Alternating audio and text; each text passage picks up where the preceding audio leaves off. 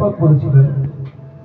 তার আগেও তো ছিল, আদমের নামাজ ছিল, ঈশার নামাজ ছিল, নূহ নবীর নামাজ ছিল, ছিল না ছিল না। কিন্তু এরা বলে 5 ওয়াক্ত নামাজ আমার রাসূল এনেছেন। আমি তাকে এটাও বোঝাতে চাই, আগে খোঁজো নামাজ কোথায় আছে। আমার উপরে আঙুল তোলার আগে নিজের 3টে দাগ এদিকে আছে। তাকে বলতে চাচ্ছি আমি যে নামাজ, রোজা, হজ, যাকাত আমরা যা করছি সব নকল। আজ আমরা যে মাতম করছি এটাও বিবি জাইনব সালামুল্লাহ আলাইহার সাদকা, জাইনুল আবিদিন আলাইহিস সালামের সাদকা, ওনার সুন্নাত আদা করছি আমরা। আজ ওনারা বলে কিতাবে আছে, কিতাবে আছে, কোরআন ও হাদিসে আছে। আরে তোমরা হাদিস রেখেছো?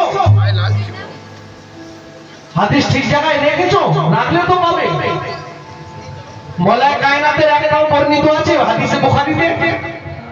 রেখেছে? কার?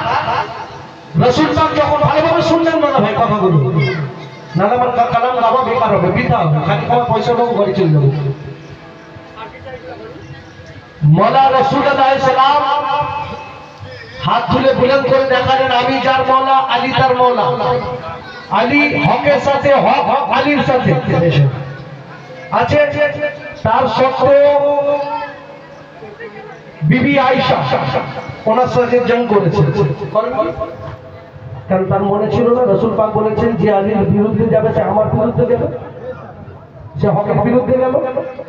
খেয়াল নেই জঙ্গে জামাল যখন ওনার সাথে যুদ্ধ করলেন তখন খেয়াল নেই তার যে আলী হক, আলী মান কুনতু মাওলা ফাহাজালি মাওলা, আমি যার যার মাওলা, আলীও তার তার মাওলা।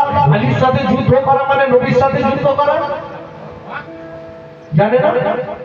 যে যুদ্ধ করলো তারই বর্ণিত হাদিসে বুখারীতে ভর্তি।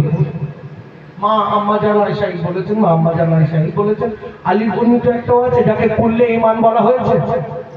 রাসূল পাক যাকে করলে ঈমান বলেছেন, যাকে বলেছেন আনা মদিনাতুল ইলম ওয়ালিউম বাবুহা, আমি যদি ইলমের শহর হই তার দরজা আলী, তার একটাও বর্ণিত আছে। তাহলে কোনটাকে মানবো? তোমার কথা মানবো? আমরা মোল্লার কথা মানি না, মাওলার কথা মানি। আসল আসলের সাথে সে কালাম পেশ করছি, কারণ আমাদের উপরে অনেক রকম কথা। আমরা নামাজ পড়লেও বলবো না পড়ে না, কিন্তু তার মধ্যে একটা হাকিকত পেশ করছি। मैं हूँ हुसैन, मुझ पे ज़माने को नाज है, पेशीदा मेरे कल्ब में राज़ नियाज़ है। वाइज़ बड़े हिसाब से मस्जिद पर जाइए, मेरे लिए हुसैन परस्ती नमाज है।